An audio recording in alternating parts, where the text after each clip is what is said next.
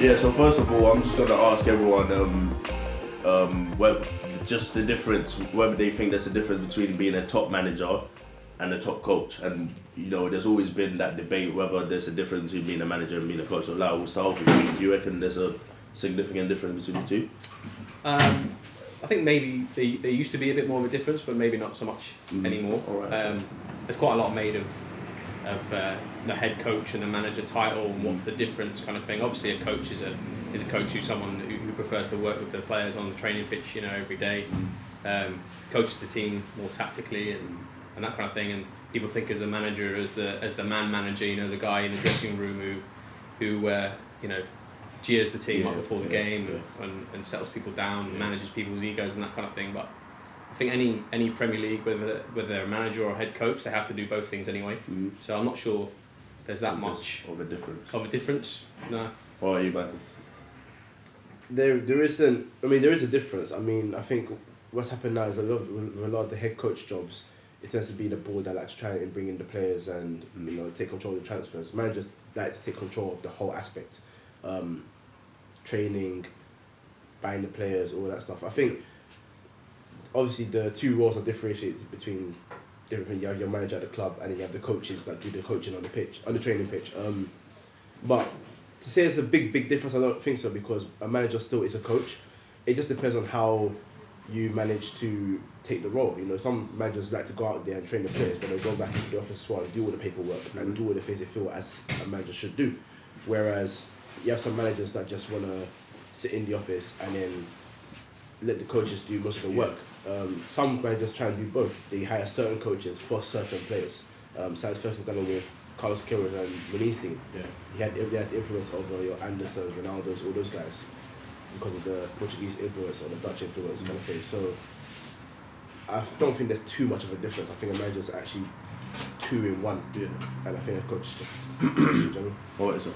Yeah, I think there's not that much difference. You know what I mean? There's managers who to manage everything around the club, you know, transfers, coaching tactics and all that. And then you have the coaching side where like they try to get the best out of players, trying to make sure that they're all right and try to do as best as they can, really. You know what I mean? So I don't think there's too much difference. I actually tend to disagree a bit, because the reason why I'm saying that is we're going to come on to Pochettino, but I feel like some managers are great coaches, but they're not good managers, right? And to an extent, we can talk about Mourinho as well, because great coach, arguably, but he doesn't seem to have great man management, because he always tends to fall out. So due to the different effects of it, that's why I think that there's a big difference between both, because you can be good at one, you can't be good at the other, and it shows very clearly. But we're just going to come on to Pochettino. There's been a lot of talk about, right, he needs to win trophies to be a great manager, he needs to do this. Would you say he's a top coach or a great coach but not a great manager? And would that be because he's not won trophies yet, or what would... I think he's a top coach. There's no denying that he's not a top coach. I mean, he's highly thought of throughout Europe as being one of the best coaches. You know, he studied under Marcelo Bielsa, who was his kind of mentor, and you know, he follows kind of that method of coaching and brought his own things into it. And I think that, you know, he obviously does need to win trophies to become a great name in the game. But I think the managerial side of it, he's been learning over the last few years. Right. So how to manage big players, big egos. You know, before, from where he came from, he didn't have a lot of that at Espanyol. There wasn't really any big names at Espanyol when he was there. You know, when he was at Southampton, you know, he brought through a young team, and that was all he was really good at. Like bringing young players through the academy, nurturing them, getting them to play in the way that he wanted them to play. That's the kind of coaching aspect of it. And the managerial side is something I think that he's been learning since he's been at Tottenham. And he must be doing a good job of learning the managerial side, because he's put the team in the top four twice in 3 years. It's looking difficult this year. But what about in terms of his transfers? Because that comes into play though, because I feel like transfers also make you a great manager, and he doesn't seem to have a great record, if we're being honest. Is that budget wise, or is that because even at Southampton he didn't really sign any top players, if you get what I mean? So is that up for question as well? Well, transfer is a difficult subject when we talk about Tottenham, because there's so much stuff that goes into it. you know, it's impossible to blame one person. I mean, a lot of people might blame Daniel Levy for certain things, or they might blame Pochettino for certain things, or they might blame other people for certain things as well. But you know, it's a kind of a collective group of people that decide.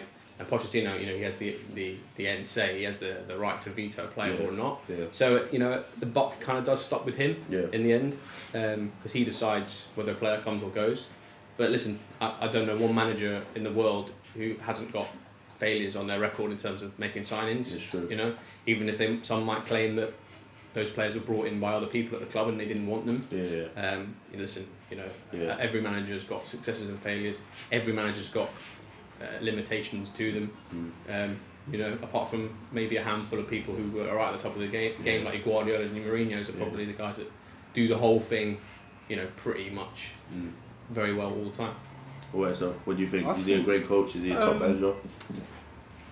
You know what? As an Arsenal fan, you know, I've got to say what he's done with Tottenham, he's done brilliant. You know what I mean? Is there a power shift or? No power shift there. You know what I mean? Stop it. You know what I mean? But no, what he's done with Tottenham has been great. You know what I mean? Especially bringing through Harry Kane from the academy as well. Even when they had Roberto Salgado, who was probably one of their biggest transfers that they brought in, and from when he brought in Harry Kane from the academy, and look what he's done to Harry Kane. You know what I mean? Turning him into one of the most clinical strikers, and he's done that with a lot of the youngsters as well. Dele Alli, probably to put Danny Rose in there. Even Walker improved. And even Walker as well. So he's done a lot with them in terms of tactics. And Harry Winks now as well. Exactly, as well, Harry Winks. So he's done a lot with Tottenham, and I will give him that he is a top coach. But management side, I don't know, it's kind of questions. It's kind of questions because is he the one that actually sanctions the transfers? You don't know, because you got Levy as well, who's kind of stingy with the money as well. So you don't know. So that's kind of questionable. I think Pochettino's got a job on his hands now, hasn't he? Because he's brought some players through who are perhaps becoming big players, becoming big superstars like Dele Alli, Harry Kane, and are starting to think like big players and big superstars, and looking at their mates at other clubs who might be big superstars as well. And I think Pochettino's now got a job on his hands to try and manage these guys and, you know, keep them grounded and keep them, you know, on a level. I think he does it all right. I mean, I look at the players he signed ever since he came from Southampton. He made sure that he brought Alderweireld with him. Dele Alli was one of his signings. Can't remember who else he's brought into the club. Son was another one. The only one I feel is a very poor signing is Sissoko. But that was a panic buy though. So you know, they just spent because on his case, he was just trying to get a big move to anywhere. Because he was supposed to go Everton. That was the I think the deal was agreed and everything. Then Spurs came in, he was like, nope, I'm out here. Because he's always dreamed about playing Chelsea football. But anyway, in regards to Poch is, I think he's a good manager. I really think he's a good manager. Just because I don't feel he's ever had issues with players to the sense where they just don't want to play for him. But he's not really had big egos. No, he hasn't had huge egos. I mean, I'd argue maybe Kyle Walker got to the point where he thought, you know what, I am probably the best right back in England, so give me what I deserve. And there was a time where... But that's not to do with him though, is it? Like you said. And there was a time where also, you know, there's been talk of players not having a revolt because they weren't earning their wages. That, you know, Tottenham Hotspur, their players are they're under hundreds, and in this day and age in the Premier League, 100 is... in this day and age, 100 is like the average. So when these players are not 100 but they're finishing third then second, you're thinking, what's happening there? But I think he's dealt with it well, and I think when he signs those players and he brings them in, the players that he brings in, he lets them know what their role is. They don't complain. They understand that I've been brought in for this thing. Yeah, Llorente, who at Swansea was number one starter, he was starting all the time. He says to Tottenham, he knows his role. Son was scoring a lot of goals in Germany. He's come here and he's in and out of the team, but he knows his role. And when he plays, he applies himself and he scores goals, he assists goals. Lamela was one that we heard that he was having problems with, but Lamela's been injured for a year. He's come back, he's straight to the team, and he's playing well. So obviously, I feel like he knows how to build the players, and the coaching, I think, is undeniable. We've seen the improvement of the players. We've seen how players have improved. Alderweireld went from someone who Atletico thought was not Yeah, good enough not for their good team. enough. Yeah, Now yeah. people start to call him One of the best. one of the best in the league, potentially world class, all that kind of stuff. So we see how these players elevate their game. You said it, Walker. Rose was known before for As just a scoring that goal very against average, Arsenal. You know, yeah. scored that goal against Arsenal. It was like, oh, you know, level off Yeah. that. That's what fans knew much. Now he's best left back potentially in the country as well. Yeah. So I can't doubt his coaching. I mean, if I'm being fair to him, I think he's a great manager, you know. And I know everyone's talked about trophies, but it's almost as if when we compare players who are at big clubs, United winning leagues, but then someone like Gerrard hasn't, and you take that into consideration. He's been at Axville, Southampton, Spurs, so you can't. Yes, he's getting to that stage where he needs to win trophies, and some may argue that he needs to maybe move to another club and have more like to him, money, everything else, like a bigger club to be able to do that. And Spurs don't win trophies on a regular basis, so you can't judge him based on how many trophies he's winning or he's only putting the pressure. He's maximising what he has. Yeah, I think A top manager maximises what they have. Yeah. Along with a top coach.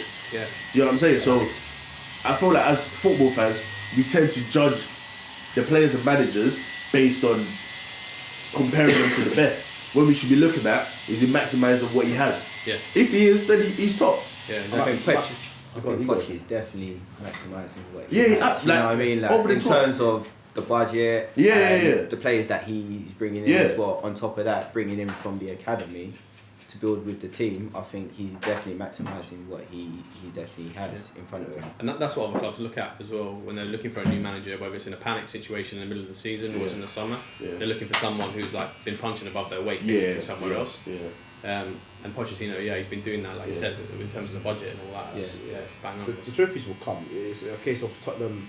I think with the players, there's not many winners, and you need that sort of mentality where it's like, It makes you a know, difference, yeah.